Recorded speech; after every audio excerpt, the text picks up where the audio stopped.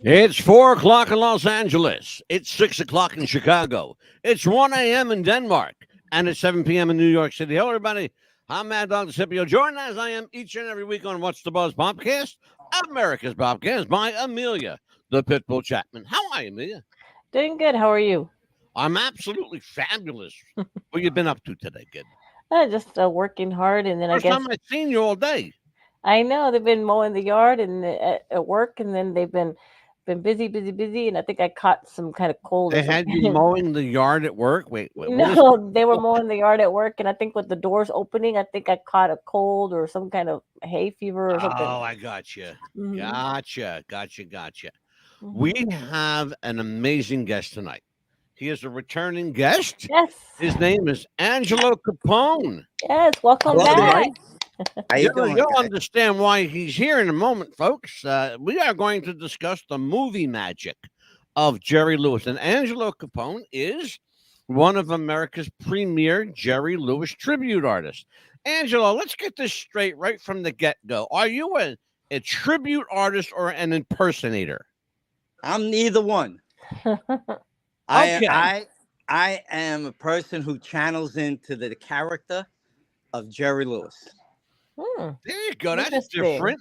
Hmm. Let me because tell everybody a little bit about you. Angelo Capone is a skilled and talented drummer who has played alongside some of America's best and brightest musicians, including those in his own band.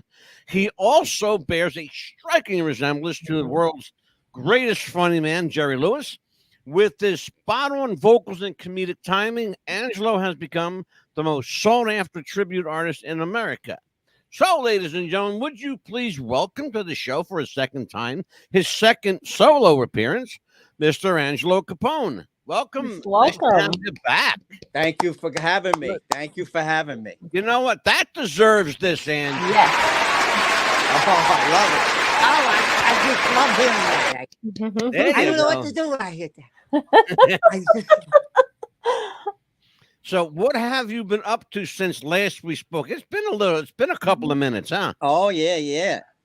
Well, I was out there with uh some deans. I did two deans, and I happened to get back with my original dean, Robert Cabela, Mm-hmm. and we got a lot of things that on the table that we feel that we need to do Mm-hmm. because we can't let go of this Dean Martin Jerry Lewis tribute. We can't. It's I got news for you, brother. You are I have saw you in person. I saw you perform. And that was frighteningly good. That was scary good. well, that's You nice. I know, love that word, frightened. That's good. and here's the thing that people don't understand. Angelo Capone has Jerry Lewis's voice. He's got Jerry's speaking voice, which is scary. Then when he puts the wig on, he becomes like, every kelp under the sun. And you said kelp, and see that's my gimmick. I use everybody is a kelp. Yeah, See, like when he did the valet with Dean in the yeah, nightclubs, it was Melvin, but I made it Melvin Kelp. kelp. So I make it a family of kelps, and that's my gimmick. Because I the love nutty that. is the nutty professor. Yeah. Julius Kelp is the king of the family. So what would be better than put everybody under his name and make it a family? Nephews, Stanley's a nephew, and Yeah. I'll switch it up all the time. I say to myself, I wonder if people get when I say Stanley one time is a cousin, then Stanley the next time is his son. It Hmm. doesn't matter because all they want to see is Stanley Kelp, Melvin Yeah, Kelp. they're all kelps. It doesn't matter. Right. Absolutely. You know, Here's the thing, though. You mentioned an important aspect of Jerry, right. which is the Nutty Professor. It's the only film, and you would think there would be more, Ange, but it's the only Jerry Lewis film he ever did that is recognized and protected by the United States Library of Congress. Yeah, you're right. What is it about that film? That one piece of an hour and a half of film I'll tell you what I think it is, because it changed my life. Mm-hmm. And you know, I was a kid. From 9 to say 14. Mm-hmm. That character impressed me because Jerry was the little boy. Yeah. Jerry became a man with Julius Kelp. Yeah. Well, you're absolutely right. And I He, think about it, but you're kind of like yeah, right about he, that. he wasn't the mixed up kid or getting in trouble. His troubles was now he's a man, and he didn't take himself serious because he needed the more. But when he was a kid with Dean and played the little boy, Yeah. he was who he was and always was serious and was like, just accept me. The Nutty, he couldn't even accept himself. That's why he became the Dr. Jekyll, Mr. Hyde, and made a formula to be Yeah. somebody he wasn't. He So became Buddy Love. Yeah. he became Buddy Love. And Yeah. I think what amazed, halfway through that movie, there's no Buddy Love. And then when he became Buddy Love, Mm-hmm. you had to say, who's this guy, Jerry Lewis? He never did this before. Exactly. Exactly. You're So right. that changed his whole image.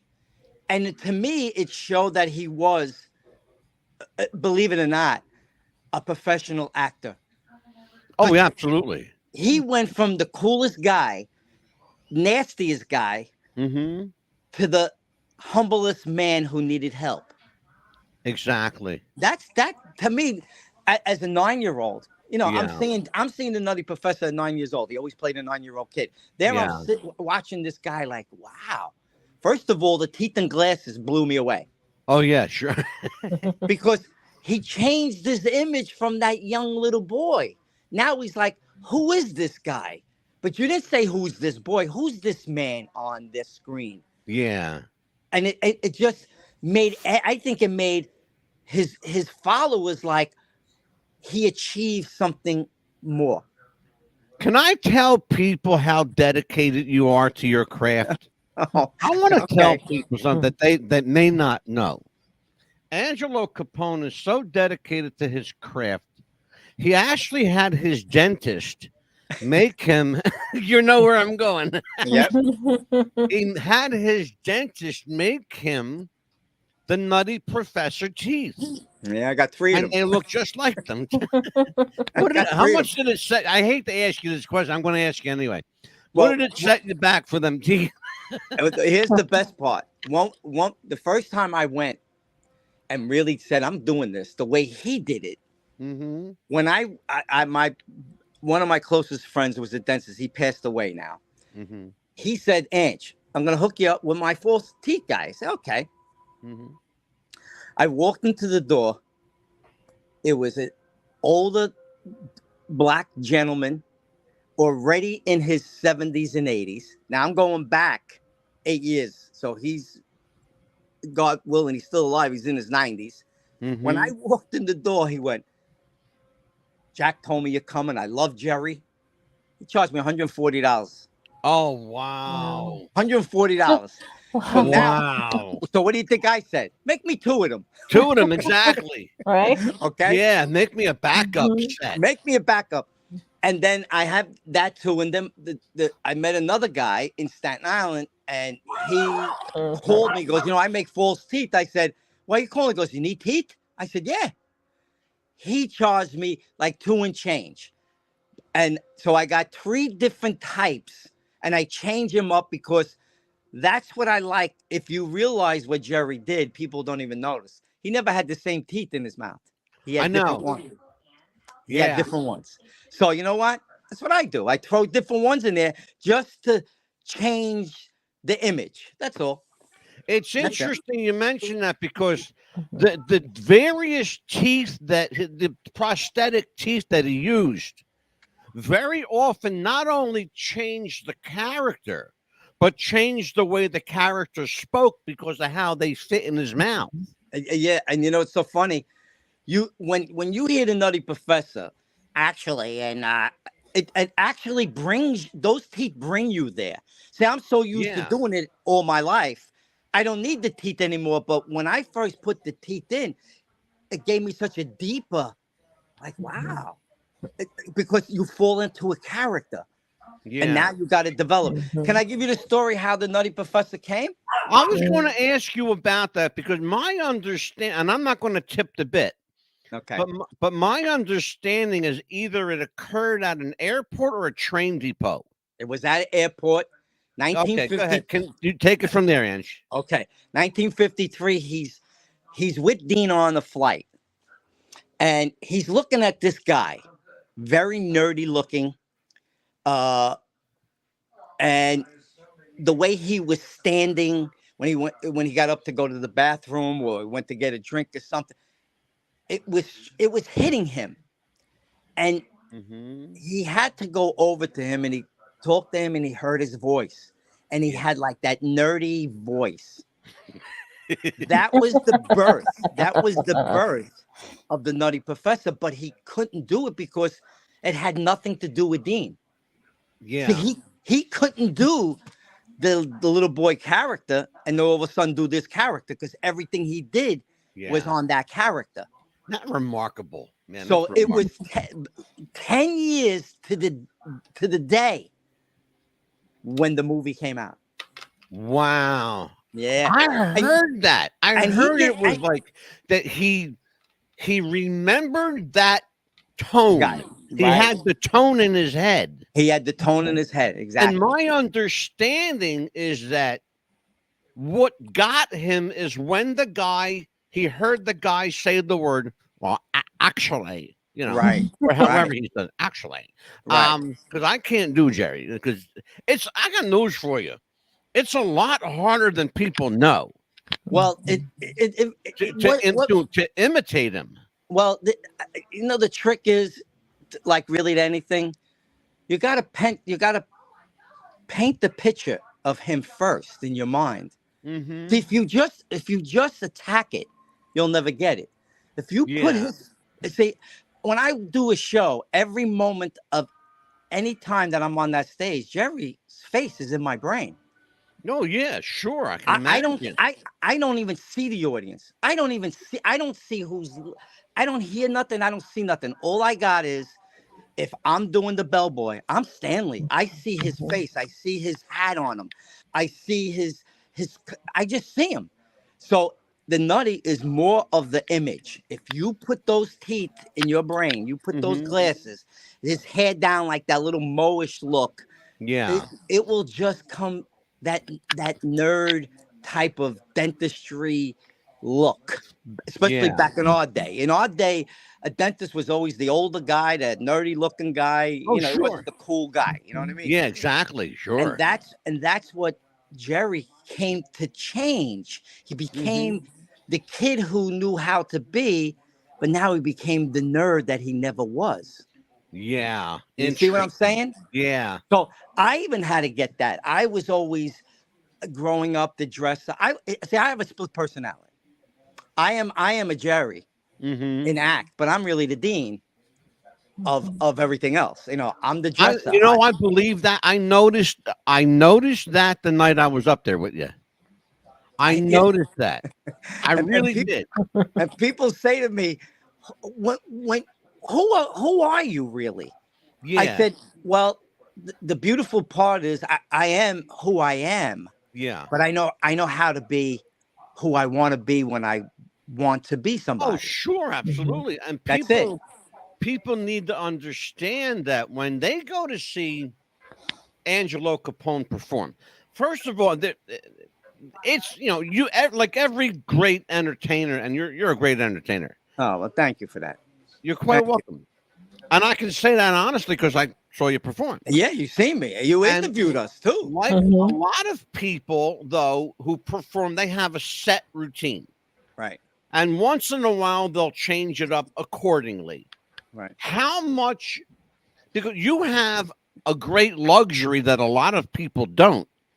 Because you do Jerry, you have the affordability of being able to go off the rail and improvise at will. Oh, yeah. How much of that, I can imagine, because I think I know your head a little bit.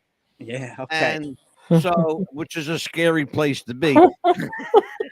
You know, what's funny is when I'm getting ready for a show, Mhm. my crew used to tell me, my Sinatra, who Frank Frizzalone and Gino Monroe, who played Sammy, and Rob would say, don't go out in the audience. I said, before the show. So I would have my wig off. Nobody would ever know it's me. Yeah. They think I worked there or I was doing, and I Yeah. would go and scope out the people who Yeah. I would think would be my prop. Exactly. And then when the bell goes off, no mercy. And Yeah. I will grab a person, Yeah. whatever, say something Yeah. and I get, you know, like I tell people, if you're gonna do Jerry, you got to be as Jerry was in the lounge. He was nasty to them. He would yell at them. He would shake them up. Yeah. Don't do Jerry Yep. the act. Do Jerry who's doing an act. Exactly.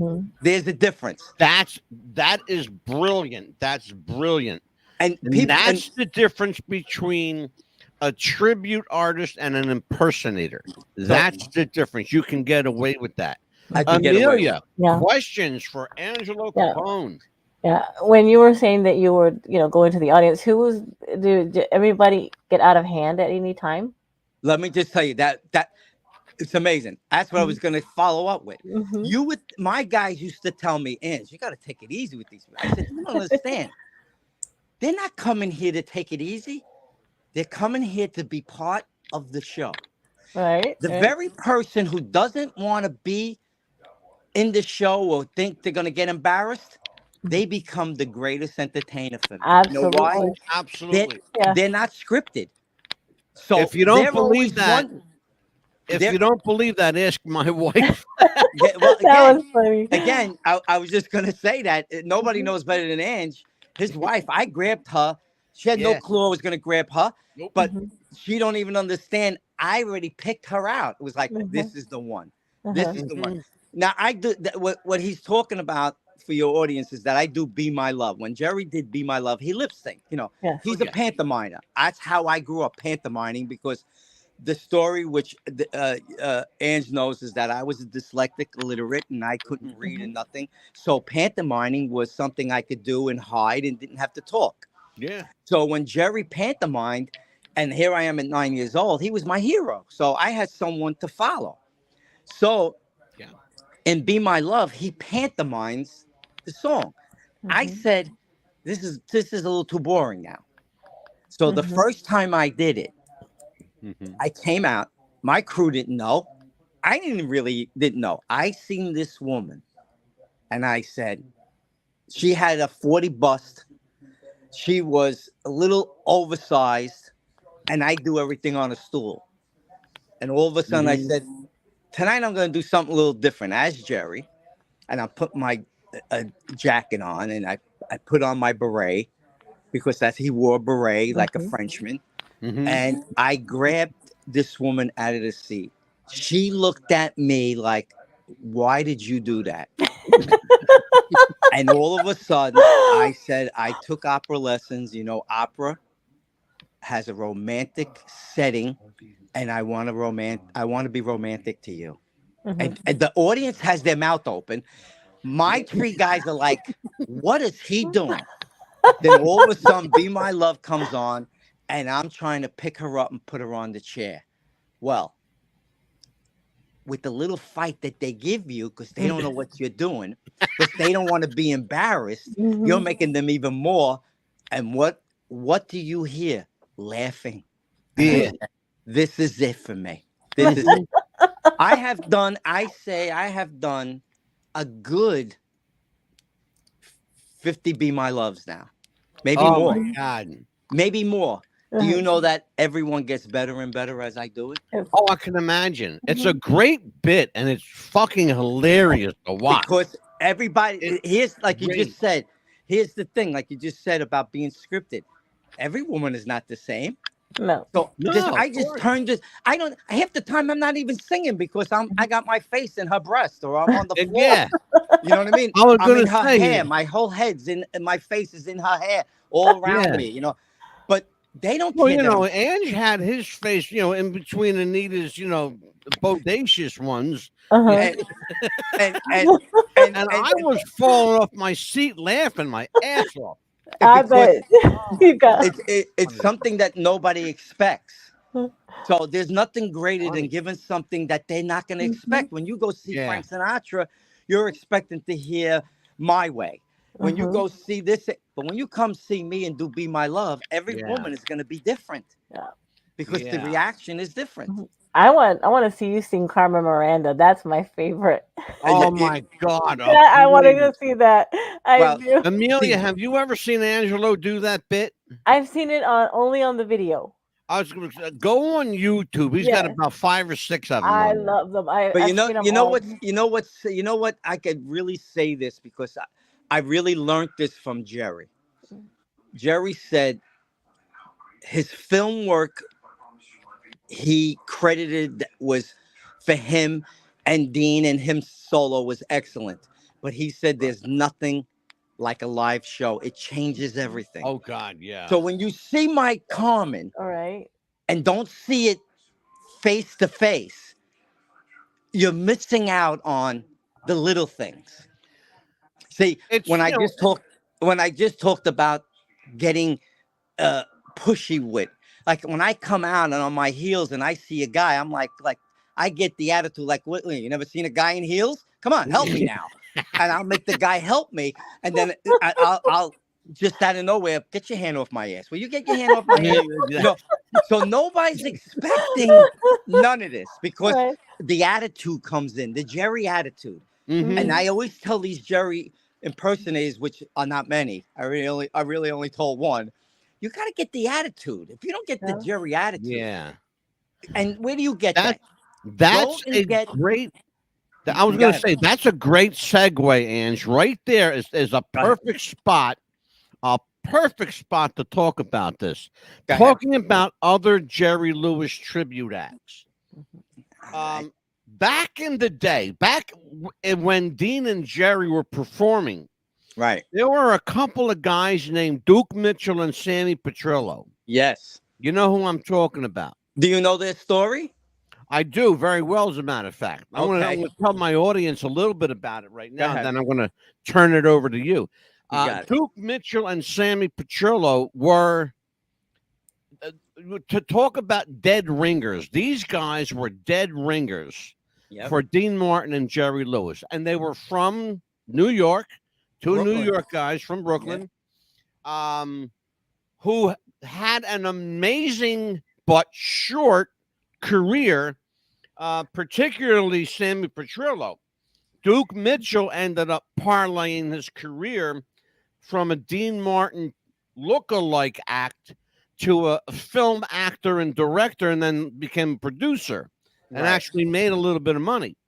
Sammy Petrillo, on the other hand, as I understand it, received a cease and desist letter from Jerry Lewis Incorporated. Yeah, but you know how that really happened. No, I don't, but that's what Okay. I'm going to turn that over to you. You got it. Jerry was very shocked with this guy. And shocking was that he was so close to doing him. So Yeah. what Jerry did, he became his manager. Oh, hello there. I didn't know this one. Yeah, he helped produce him and did a contract. Okay? Really? Only to get him to a certain point and then dropped him and ruined his career. Wow. I heard that, and I heard that there was a lawsuit between the two guys Yes. for breach of contract. Yes. But I never knew, like, what kind of contract would Sammy Petrillo and Jerry Lewis ever enter into? Yeah. Well, I it was didn't that. know he was a management contract. Yeah. Well, that's the only way the contract would have happened. He took him under his wing. So, like they say in the mob, keep your friends close, but your enemies Exactly. close. But what was smart about Jerry, he wasn't signature as his manager. He gave him someone to manage him under him. So when everything came down, Jerry was smart to know that you can't touch me because my name is not on the contract. Yeah. So the guy who managed them was a setup. Yeah. Jerry took care of him, and they got rid of him. Yeah. And I heard he had a terrible life after that. Like, He did. Like, yeah, Yeah, Jerry ruined him. He So died broke. right, and that was the story I told on your last one about when I went to Vegas, and I was happy that I ended up in 1976 not doing him, because I might have been ruined as a kid. Who knows? Yeah. Oh, yeah. On for stage sure. in the Sahara Hotel, and I'm right on the stage. I'm on ringside seats, and I was ready, and then it didn't happen because of my Vegas story. Yeah. And only to find out years later, my wife and I seen him when he was old, and he told a story that he doesn't like anybody doing him. So I got protected from that, Yeah. and only because the reason why I say me and not anybody else is that because I've been doing him since I'm 9 years old. I'm 70 years old. So Yeah. at the time, let's say I was 60. You're talking a lifetime. You're talking 50 years of doing Jerry Lewis. God, sure, easily. So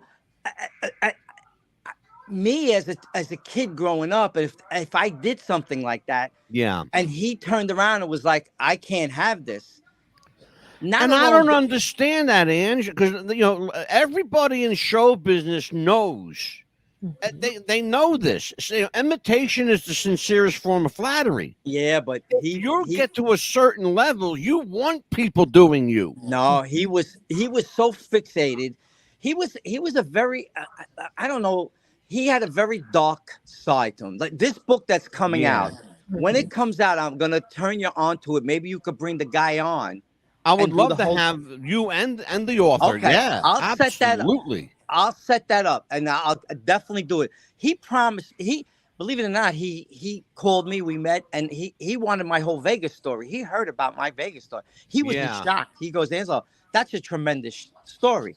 I said, God, yeah. And I said to him, I said, but right now, I don't know if you're going to put it in the book. I said, I'm not going to sign anything with you, and you didn't ask me, but I'm going to take a risk, tell you the story, but I hope you do something the right thing.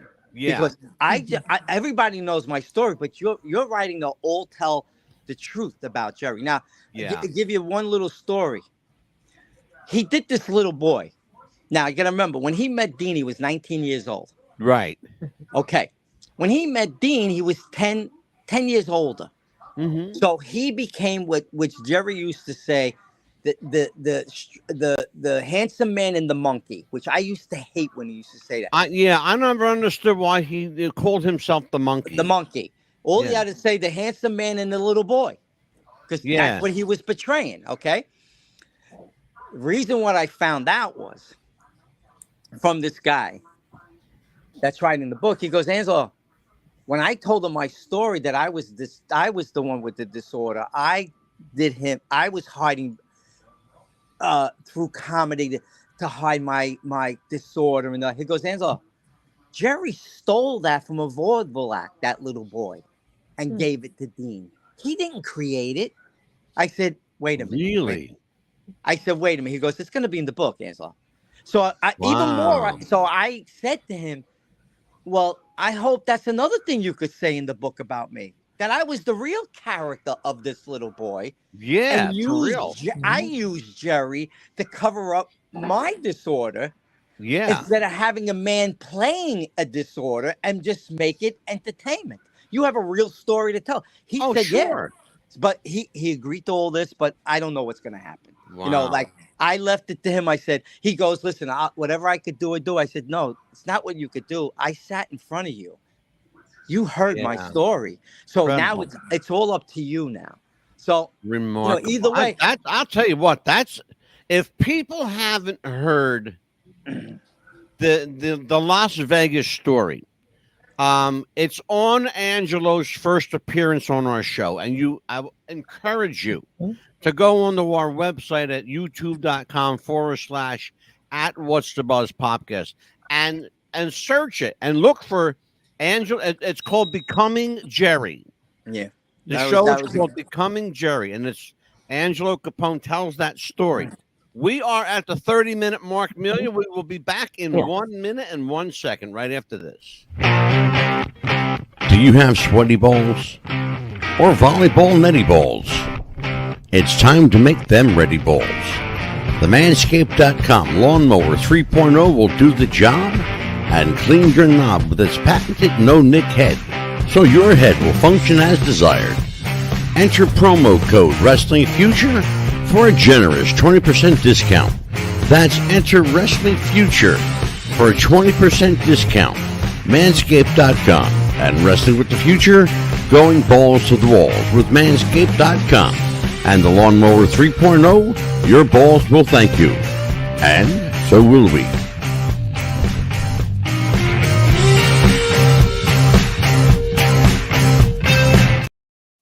We are back. Let me tell everybody where they can find us if they want to. And of course, everybody wants to. You can find us on Facebook at facebook.com/What's the Buzz Radio. Join us, join our group. Amelia puts fresh merch there every day and fresh stories every day. And sometimes she even spells right. You can also subscribe to our YouTube channel for just $2.99 a month. We are almost 1,000 subscribers strong on YouTube. We'll tell you about our other subscriber number that's going to blow you through the roof. At $2.99 a month, folks, it's cheaper than a loaf of bread. Trust me. At youtube.com/What's the Buzz Podcast. And join us at What's the Buzz Podcast on TikTok. Yep, we've got a TikTok. And we have somewhere around 2,000 strong there. And somewhere around 9,000 likes on YouTube. So we're doing something good there. Good. And all of our links, them and more, you can find them on linktree.com/WWTF radio. And as we always tell you, if you've got show ideas, suggestions, you want to write to Amelia or myself, she had 3 marriage proposals the last time I sent What? them. Yeah, we did. How about them guys on the chat room that wanted to take you out? Wow. That was crazy. And you got propositioned during a show. Wow. I'm not even getting my lie. Tell me if I'm lying. No, you're not I'm not lying. Wow, that's cool. Yeah. You should feel flattered. Right? And join us on WWTF Radio 88.7. We are on the worldwide broadband radio system. And you are watching and listening to What's the Buzz, America's Best Podcast. And on the record, I am the Mad Dog, Angelo DeCipio, and joined by Amelia, the Pitbull Chapman. Tonight, our special guest, returning guest for his one-on-one sit-down with us. We're having a sit-down over here. Angelo Capone. He is America's premier Jerry Lewis tribute artist. And I want to show some stuff here. Go ahead. I'm going to let this is about a minute and a half, maybe 2 minutes worth of clip. Okay. Let's all watch this and then after it's done, we'll sit and we'll talk about it. Okay. But I want everybody to take a look at this. This is, again, the show is The Movie Magic of Jerry Lewis. Watch this.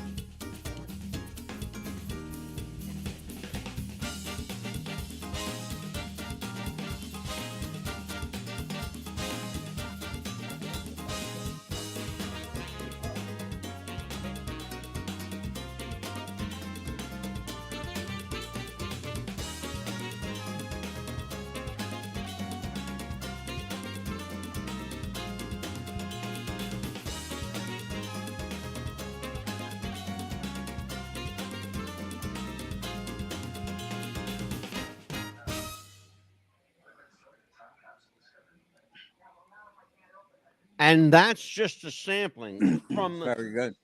1949 to 1956. Jerry Lewis and Dean Martin together did no less than 14 films together. And that's just in under a 10-year period there, which is remarkable.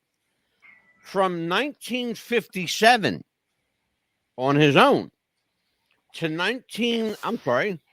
2017 when Max Rose was released. Right. Jerry Lewis did another 54 movies, which is astounding. In between doing Vegas concert appearances and flying to France every couple of months because he was adored in France. And some of the clips, I'm not some of the clips. I'm sorry, some of the movie art we saw with the Delicate Delinquent, the Sad Right. Sack, Rockabye Baby, Geisha Boy, Don't Give Up the Ship, Little Abner, Visit to a Small Planet, The Ladies' Man, The Errand Boy, It's Only Money, The Nutty Professor, of course, A Mad, Mad World, Who's Minding the Store, The Patsy, The Disorderly Orderly, Three on the Couch, The Big Mouth, Hook, Line, and Sinker, Don't Raise the Bridge, Lower the River, Which Way to the Front, among others, King of Comedy. And then arguably the worst movie that Jerry ever did was called Hardly Working, which was a real stinker, both from a financial standpoint and an artistic. He just looked like he was going through the motions. And do you know why? No, I had no idea why. He was too old. See, he was trying to mentally be who he was. Yeah. I'm glad you said that, Ange. He knew he wasn't the little boy anymore. Yeah. He tried to be that little boy character in this older man now, which was only playing a character. He wasn't the character anymore. You know what it seemed like to me when I was watching that, because I saw the film. Yeah.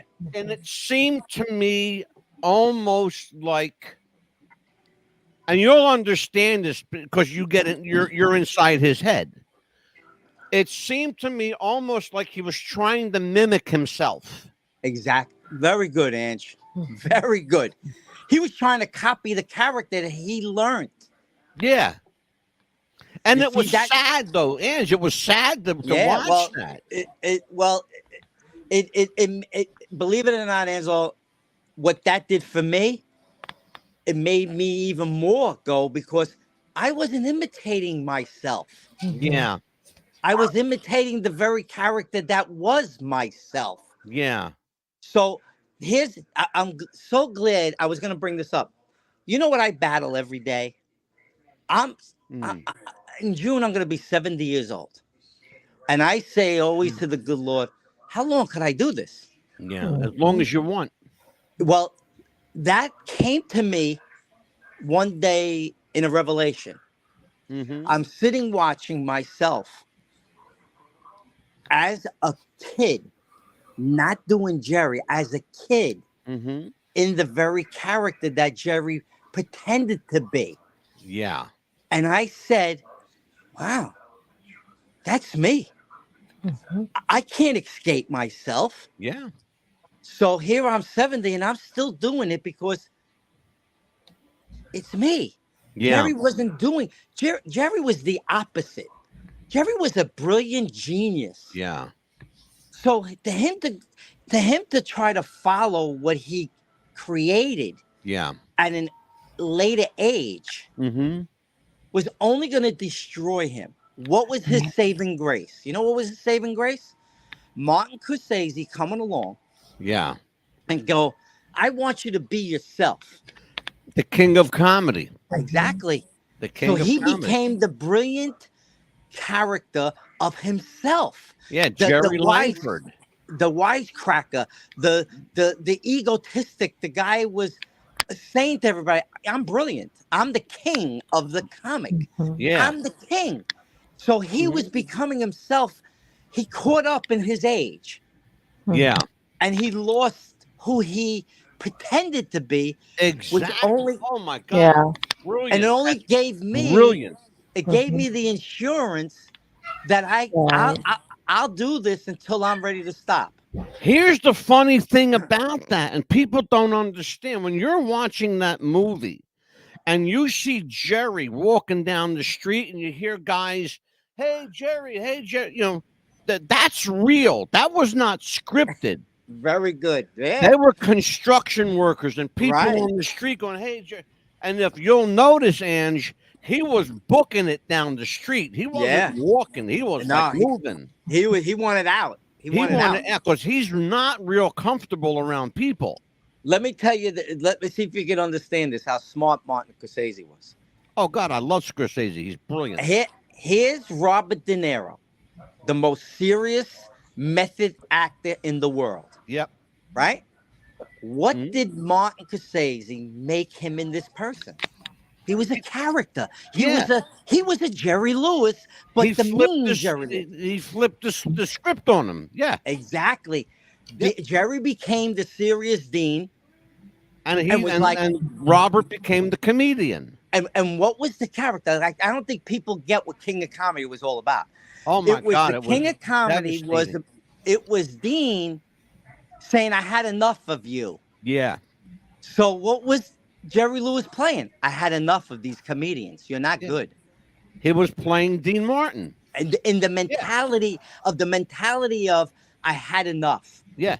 And that's what I seen. I said, I would love to voice my opinion on it because I couldn't see it no other way but that. Right. Because now Jerry was saying, I got to go do other things. I got to be who I am. Yeah. And you're interfering in my life with this character that you want to be this comic. He did something. I think at the end of his career, he did two things that I think redeemed him with the American public, particularly those who had already gotten smartened up to the fact that he wasn't this affable, lovable, funny guy. That he was a real prick in real life. Right. But he did a film called Max Rose, which we'll talk about in a minute. But he did another film called Arizona Dreams. Yeah. Which didn't go nowhere. Yeah. Which was as far removed from comedy as you get. Right. But then in Max Rose, I think we saw the real Jerry Lewis in two films. Right. King of Comedy and Max Rose. But in Max Rose, we saw an older, vulnerable. Now he's vulnerable because he's in his 90s and he's older. Right. And he has to rely. And by the way, Jerry played Vegas and worked on stage and did pratfalls into his 80s. Yeah. And people don't get that. Yeah. Yeah, he had to stay true to what was people wanted to see. Yeah. What, Ange, though? Yeah. Let me ask you a question about that. Because again, you're in his head. Yeah. And this is great insight for me. And for people who love Jerry Lewis movies and I will tell you, I spoke to Jerry Lewis on the phone one time in my life. And it was during a muscular dystrophy telethon, and one of my co-workers died that night. Wow. And I had to go on and do a telethon. Right. Okay. And they got wind of it, and I got a phone call. Wow. Okay. Yeah. Because they're let me tell you something. When they tell you that they know what's happening everywhere, they ain't kidding. They know what's happening everywhere. Exactly. Especially with the MDA. Yeah. But I digress. He could not have been kinder on the phone. But then I see interviews where he's basically berating this young reporter. Just the guy's doing his job, asking questions. Yeah. And Jerry was in one of them moods. He was like, one word answers, yep, nope, nope, yep, Yep. And just looking at the guy like, you're a piece of shit, get out of my face. Right. You actually saw the picture tonight in that slideshow of that interview where he just looked miserable. He had a red sweater on and a yellow shirt. Yeah. But because you're in his head, and because he's now at that age in his life where he's vulnerable, was that his? I know he's an actor, and yes, you take a certain amount of liberty, but knowing him the way you do, psychologically, mentally, was that his apology to the world? What was that movie to you? No, I think it was showing for me. Now the movie was about that he thought. Correct me if I'm wrong. That he thought his wife was cheating on him. Yeah. Okay. Mm-hmm. And he lived this anger Mm. only to find out she wasn't. Right. And he had to make peace with himself. Okay. I got you. Go ahead. Mm-hmm. You said a great thing. Was that an apology? I don't think it was to the people. I think it was an apology to him because he gave up his whole family Mm-hmm. and he gave his life to his second wife, who, in my opinion, as much as that he tells everybody, was his second arm. Yeah. In my heart of hearts, I don't believe that. I never believed that. I never bought that. I never. Yeah. I would. I still don't buy that idea. No. I think that was. Can I be honest with you? I Yeah. think it was a business decision. I think that marriage was a business decision. I think, in my opinion, I think was no. I think he was the first. I think his life of being of an infatuation had to stay in infatuation. Yeah. And he chose her at, he was that's a great 20 years older. He had to stay in that infatuation because there's a lot of rumors that he cheated on a lot of women. Oh, more did he?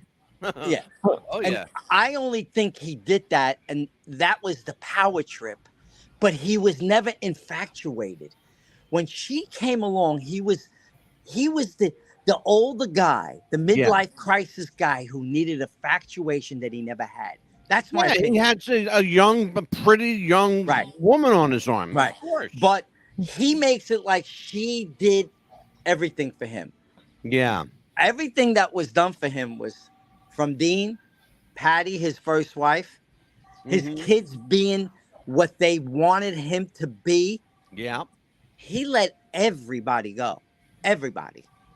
And he, I had a back and forth discussion with Anthony Lewis, his son.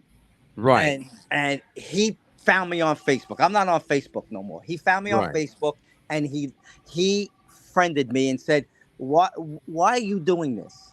Yeah. So I said, why do you get up every morning? Yeah. And he didn't answer me. So I said to him, I said, I'm doing this because you don't know nothing about me.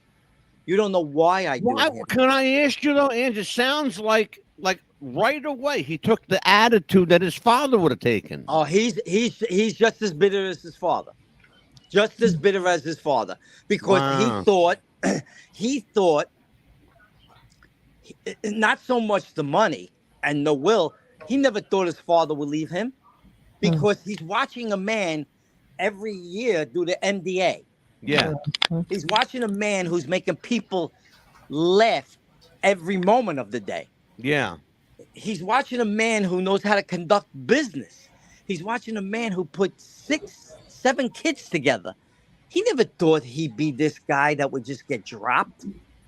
And Gary Lewis, who this guy who's writing the book is his manager, who's been his manager for many, many years.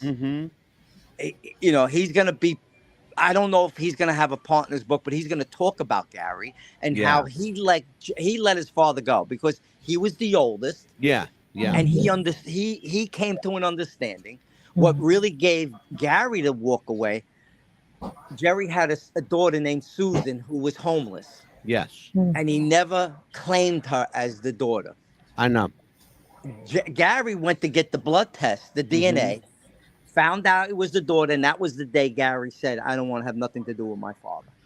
And I understand that, and I know Gary Lewis's story very well. The other thing that really concerned me is Jerry lost a son that people don't know about. He On lost, drugs. yeah, and he did not attend his son's funeral, No.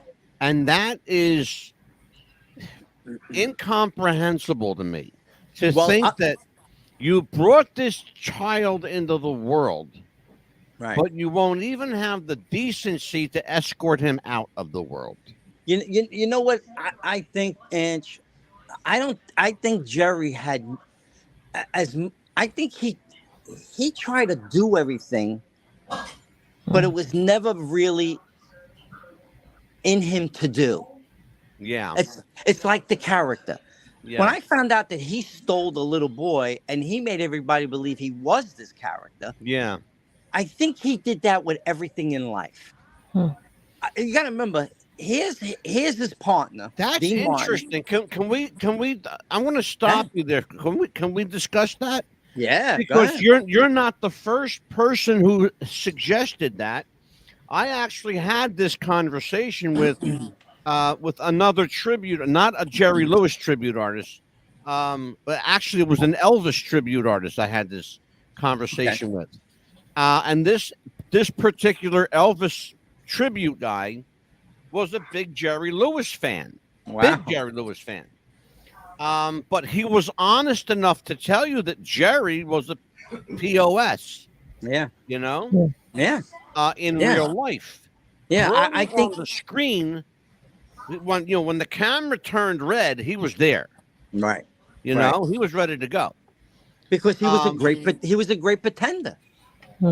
Exactly. That's exactly what I'm getting at, and thank you for validating that. He was the quintessential actor Yeah. because he played a part his whole life. Life. Here's my question to you. Go ahead. In the long run, because we're coming down to the end of the show, Okay. in the long run, did that help him or hurt him? Hurt As him. A, as a performer, B, Okay. as a person, C, as a societal icon. All the above, because he couldn't he didn't know the difference of one from the other. And you're right. And I believe that. He didn't know the difference. Yeah. And you understand too, he grew up with a guy, Dean Martin, who had 8 kids. Yeah. And he was the guy who had dinner with his kids all the time. Here's Yeah. the man, when the story is when he was coming home, Patty Lewis would say, "Your father's coming home." They all scattered. They were afraid of him They were scared to death of him. Yeah. because they didn't know who he was going to pretend that night to be. Yeah. See, they say they don't use that word. They didn't know who he was going to be. Mine is, Yeah. who is he going to be? The comic or the straight man? Well, yeah. Who was going to show? Which Jerry was going to show Going up? to show that up. night? Exactly. Yeah. And I believe, sadly to say, his movies impacted the Jerry Lewis fans. You know, this is what's absolutely. sad. This is what's sad for me. When I was on Facebook, I joined the Jerry Lewis fan pages, and there was like 3, 4 of them. And I would do something, put up of it. They didn't like that I was doing that. Oh, God forbid. Yeah. Yeah. And I looked at it like, so who are you really engaged with? The character or the Yeah. man Jerry? So, Brother, if I you got don't- news if- for you. What you're experiencing, what you went through, is why I don't join. I joined an Elvis group. Everybody knows I'm a big Elvis fan. I joined an Elvis group. There are people, Angelo, who don't think the man shit. Okay, Yeah, there are people who think he didn't take a crap. exactly. That he was a deity. Right. Okay, and that's where Jerry is. He falls into that. Oh, there's no doubt. Yeah. And his fans, they can't separate the pretending what made them have joy. Listen, Yeah. Jerry Lewis didn't give him, that man didn't give joy. He was a businessman. Yes. The of only course. joy you learned from him was his movies. Yeah. And half those people who were in the movies, they never seen him on live on a stage like me. They wouldn't think of going to see him. They were happy with his movies because they were laughing, and they were enthralled of seeing someone who was different. He was different Yeah. from everybody else, but they weren't that person that ran to go see him, because if they seen who he was on stage, they'd be hesitant. Yeah. And why I Absolutely. say that, I threw that out to people. Did you ever see him live? Well, no. Well, how could you be a fan? No. A fan is everything that this man did. You know of what he did. Yeah. Yeah. That's the difference. Mm-hmm. That's I am a fan, but I'm Mhm. not a fan of Jerry Lewis the man. I'm a Yeah. fan of what he did to make me laugh and Exactly. made me feel that I'm okay to laugh at myself. Absolutely. And that's the essence of why we go to the movies. Exactly. You know? Now, here I'll give you what I mean. Mm-hmm. This is why I think he became a pantomimer in his early age. Now, I did pantomime because I had a real disorder. Yeah. I pantomime because it was easy to lip sync, and even if I made a mistake, it didn't matter because it was funny. I think Right. Jerry pantomimed because he didn't know how to be. He became somebody else already. Yeah. He pantomimed whatever that record was. He pantomimed whoever was talking on that record. He became someone else because I don't really believe he knew who he really was his whole life. That's my He made opinion. himself the butt of the joke because Mhm. he didn't know any better. I don't think he knew any better, to be No, honest. I don't think so either. I don't think I really believe that. you don't leave the world. Listen, we all have our faults. We all have our scars. We all Mhm. have our miss uh, callings. But Jerry was, in my opinion, in the end, was a mess. Yeah. Oh God. Yeah. He was a mess. Absolutely. He sure was. You know, I don't think in his later 80s or until because he passed it at age 91. right. In his middle to latter 80s, I saw a man struggling to find himself before he went on to meet Exactly. God. And then when I I mean seen that. when To I the seen point, him, Angelo, to the point where he actually sat. Now, Jerry was a Jew, right, but he actually sat down and did an interview with the Christian Broadcasting Network. right, And they talked to him about faith and God and right, all this. And he cried during that interview right, several times because they made him human. They made him feel his humanity. And the interviewer, God bless him, was absolutely on target. He never, did the goo goo gaga card, oh, I'm here with Jerry Lewis. right, And he just kept it straight. And he was right. the interviewer, and that's what he did. And I think that humbled Jerry. Well, I'm going to give you my opinion. When he was in his emotions, I think he was feeling that he was lost. I think believe that. I think they hit a nerve in him. Like, I don't know what I really believe in. I don't Yeah. know who I really believe in.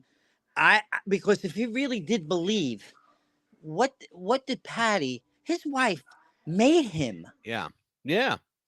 He was his. She was his helpmate. She was born to be a helpmate. A woman is a helpmate to the man. There was Right. no greater helpmate than her. He didn't know who she was. He Right. couldn't even understand who she was. Nope. So when this new one came and she was younger, he didn't see who she was. He was infatuated that he could be with someone that would give him this live infatuation again. That's my opinion. And I think you are spot on with that. And also, do you I- think that also toward the end, his last movies, that he said, "Okay, I made a commitment to these movies. I'm just going to go ahead and stick to it and finish these movies as well." Well, Say that again, Amelia. I want to make sure that the Understood people that, at yeah. home understand. Yeah, like toward the end, you said that he really wasn't into making the movies, do you think that he said he thought to himself, okay, I already made a commitment to making the movies, I'm just going to go ahead and make them and be done with them? Here's the thing. You see, you're saying he made a commitment. He had no choice. He had nothing else. Exactly. He had nothing else. He had to stay Jerry Lewis from 1946 when he met Dean. He had to stay that person. And how do you know that? Dean had one interview. He said, I will, he talked about, I was the guy that when Jerry said something, I just agreed, but I had to move on. One interview. Jerry, every interview had to get to the place where he had to say, Dean Martin this, Dean Martin that, Dean Martin this, because he knew he was nothing without him. And he proved that. He proved that in 1970 when he realized that boy is gone. He had to go on another road. So what he did was he just found himself being a celebrity. To me, he wasn't the superstar anymore. He was just the celebrity. Dean is the superstar. Frank was the superstar. But when I seen Dean walk on in 1976, I believe Dean and Frank had such a love for this lost guy that made that Dean knew if it wasn't for him, they both wouldn't have been where they would have been. Exactly. And I think I don't think you could have had a Jerry Lewis without a Dean Martin. Yes, listen, they were the lightning in the bottle. It can't happen if one of them was missing. The lightning would have never happened. Nope. But Dean proved to the world because of his humanity and his regular person that was in him. Jerry never knew who he was. That's the sad part. And that's what gives me the encouragement that I know I am that little boy. That character, people get mad. I had someone say to me, the guy who was writing the book, you wrote Angelo Capone is Jerry Lewis. You got to take that is away because you're not him. I said, no, I want to tell you something. Jerry Lewis saying Angelo Capone. Right. I say is because I just gave you a whole interview. That's my character. You just told me it wasn't. So who is Jerry Lewis?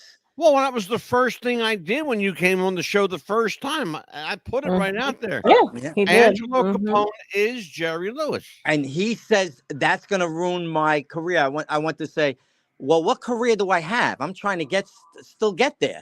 So you're only talking in defense for him. I'm trying to talk the truth about him. And you're the one that's coming out with a truth book. So you better think about what you just said, because that was contradictory to me. Because we got a couple people, Angelo, in the chat room tonight. Michael McGee says, I saw him in person on Theater Row in Dallas, Texas. It was either at the Majestic Theater or the Tower in Southeastern premiere of the Nutty Professor. He was talking about his motel film. I guess whatever that means. Right. Don't forget the Third Archives is restoring his only 3D film, the 3D Archives. I'm sorry. Don't forget that the 3D Archives is restoring his only 3D film, Money from Home, to be released by Kino Lorber soon, including Anagraph Visions. I don't know. Is that a film company, Michael? Michael McGee, is that a film company?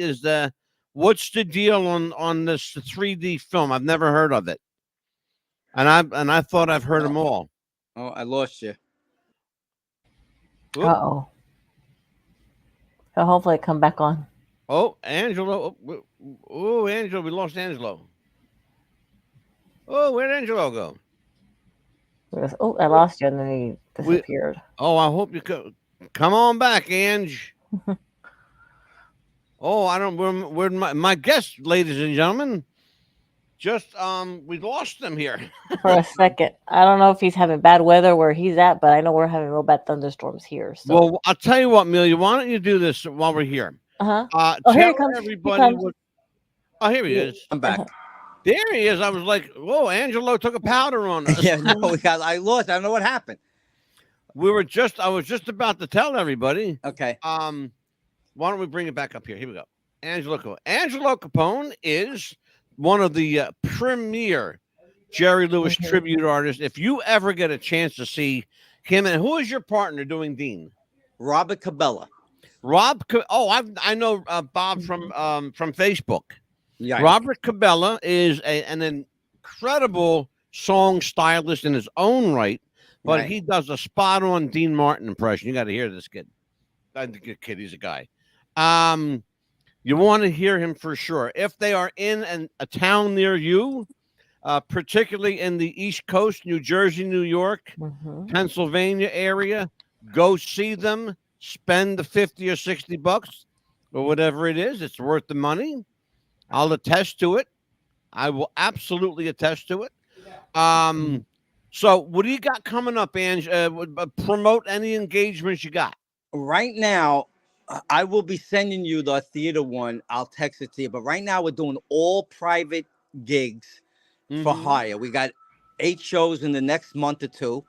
Maybe tomorrow we might even have more. But they're all private, like Italian American clubs and this and that. So Mhm. right now, the public is not getting us, but we're working on that so we could get out there. And I'm working with a 9-piece band. We want to bring the authenticity of realness of how Dean and Jerry were on stage with a live band, Yeah. and that should really put us over the top because Yeah. nobody's doing what we're doing. And is that the Starlight Orchestra you're working with? Yes, the Starlight Orchestra. I was going to mention that, and they are they are so good. I mean, and what was great about them is, they were a big band Yeah. back, like the dance band of the 40s. And Mhm. I was sitting one day and I said, at the end of COVID, you know what? I'm going to get a band. Mhm. I don't know how this is going to happen. I'm going to get a band. I Googled band. They came up. There you go. Within 5 minutes, I had that band. Oh. And they said, all we do is dance, swing music. Mhm. I've been wanting to take this band and do a show. I said, well, you ain't going to get a better show than Dean and Jerry. Oh, it's Because perfect. Yes. so what It's we perfect. did, guys I work with, we invested in all the arrangements. We made our own arrangements. So Mhm. you're going to hear live, good swing arrangements, not the dance type 40 music. You're going to hear Count Basie. You're going to hear the Duke Ellingtons. You're going to hear that Buddy Rich arrangement to the Dean songs. And what's great is, for me, when Jerry does the cigar, the Count Basie cigar, I'm doing it live now with the band. Yeah, So absolutely. Sure. so we're bringing something to the stage that has never been. And Right. there is a Dean and Jerry out there. They were together 15 years. One guy is from Australia, the other guy's from Vegas. But Mhm. I And I know both of them. I know who they are. I don't believe in ever knocking anybody. Get on stage alone is an accomplishment. Absolutely. But I don't consider ourselves them. They are not what we do. The Jerry Right. is not how I perceive Jerry. So I applaud them.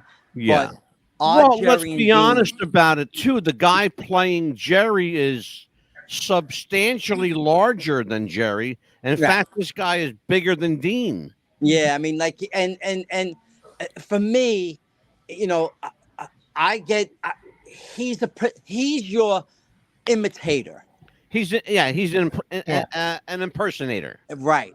And that's why I always say I'm not an impersonator. I channel in because And the I guy have that's something. working with him is also an impersonator. Exactly. He's a professional impersonator. Exactly. And where my Robert Cabela, he just sings. He knows Yeah. how to get Dean. And that's why I think right now I try to I sat down, I said, Rob, we haven't been together. We went our own separate ways, but I believe we're supposed to be together. Let me just give you 2 seconds. Go, take your time. I'll give you all the time you want, brother. When my wife said to me, go out and do Jerry, I was like, well, how am I going to do this? She says, you'll figure it out. Yeah. I was like, okay. I put in the variety paper looking for a Dean Martin. 2 days later, the phone rings. 2 days. It's Robert Cabela. Oh, listen, I'm a dean. I was working with a guy, a Jerry, who was a good Jerry, this and that. And I know who he is. He's a great guy. Me and him, we get along. We Hmm. feed each other. Again, he's an impersonator. Yeah. He's not the channeler. He says, "Look, it's going to be you and me." Now, I'm sitting there going, all right, I got to learn this now. I meet him. The mistake was he thought it'd be better we do a Frank, Sammy, and a Jerry. Hmm. That was the mistake for the for us to be together down the road, because now Yeah. we're missing in between Dean and Jerry's act for everybody's act, Sammy's act, Yeah. Sinatra's act, Sure. and then I'm playing with them. So what happened was we did a 2-year tour in Florida. We were successful, and Right. I'm learning my character. Then we all went our own ways. We split up. And when we split up, COVID came in. I said, now I'm going to learn to do. That's how I came up with the Kelp family and the Mhm. Be My Love, and more with the Carmen, with the dress and this and that. Sure. I went to him. I said, listen, let's do it my way. He didn't want to do it my way because Yeah. we just split up for him to go do his way. Yeah. So I let it go. Well, I had to but find out COVID, that COVID gave you the opportunity to work on your act. beautiful. COVID was a blessing more than a curse. Yeah. It was more of a blessing. So as time was going on, I knew I was better if we were together. He came to Sure. realize it would have been good if it was just me and him. So I said, you know what? I'm going to take a shot. Well, you know, when you do that kind of show, Ange, I mean, let's be honest, you know, Dean Martin performed solo, Jerry performed solo. But you said it earlier in the show, the two of them together was lightning in a bottle. That's it. That was the magic. It was the Right. two of them playing off each other like you and your other partner used to, the one I Yes. saw. Right. Okay. And the thing was, we had to be separate to know that we were better together. And I believe that happens for a reason. You got to Yeah. understand how good you are together. And the only way to do that is to have time apart. Right. You got to have time apart to Exactly. really understand who you are as a performer. Think about it. Abbott and Costello. Right. Martin and Lewis, the Marx Brothers, the Ritz Brothers, the Stooges. You're right. Okay? There were 5 different variations of the Stooges, but no 3 guys were the Stooges like Larry, Moe, and Curly. Exactly. That was the Stooges. And what made that understanding was that separate time made me realize when we were on stage, we were more competition than we were performing to each other. As it should be. Right. So when I said to him, don't you miss performing? He goes, yeah. But do you know that I'm saying that we need to perform to each other? When that bell went off, now that's what we do. We perform to each other. But you know what? There's something to be said, though, about the competition angle. And I'm going to tell you why. And I believe in competition. It makes both of you better. Right. The competition, if you're trying, if Robert is singing, everybody loves somebody, okay, and you're, whatever, you're waiting to come on. Well, guess what? You could just do what Jerry would. You could come on anytime you want, right? And throw a zinger in there and just see how Robert handles it.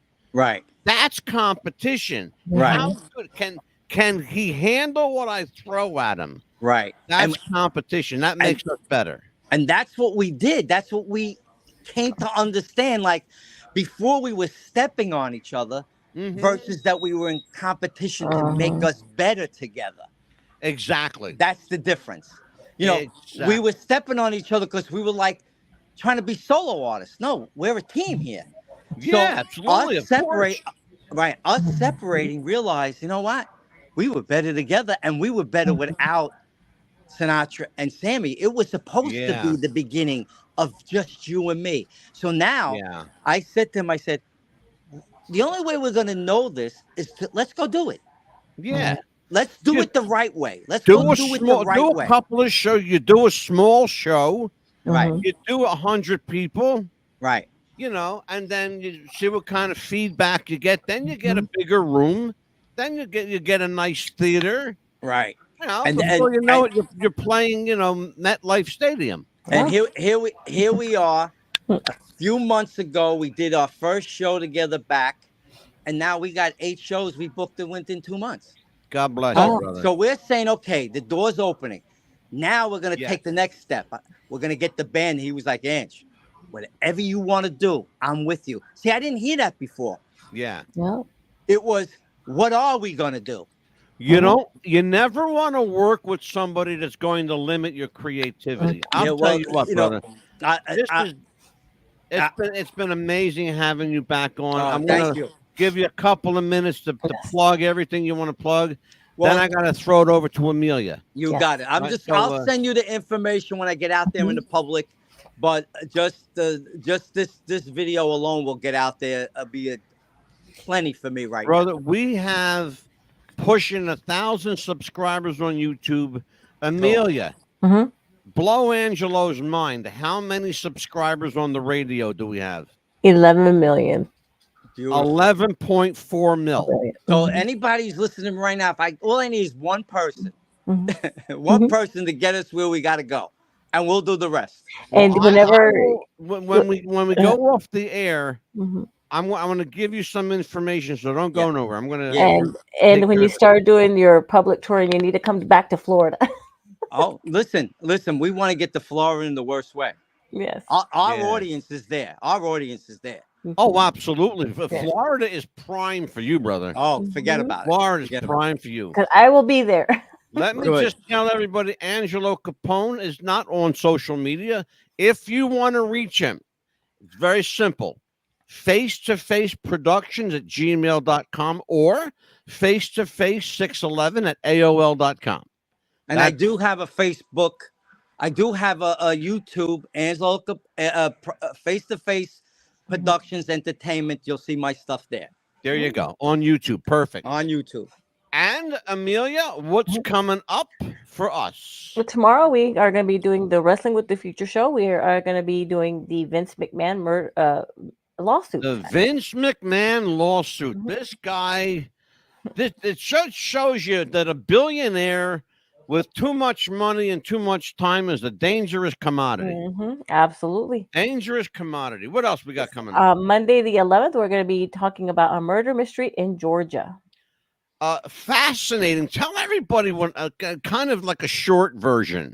Well, the lady that we're going to be talking about was actually thought of committing suicide. That's what is.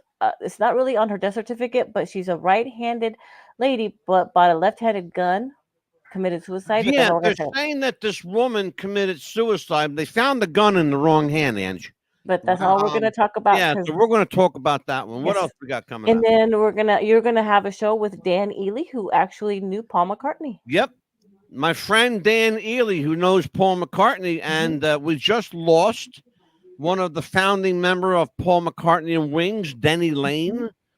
And Dan knew Denny very, very well till his passing this year. We will talk to Dan next week, along with internationally known musician Billy Dyer will be with me as well. Nice.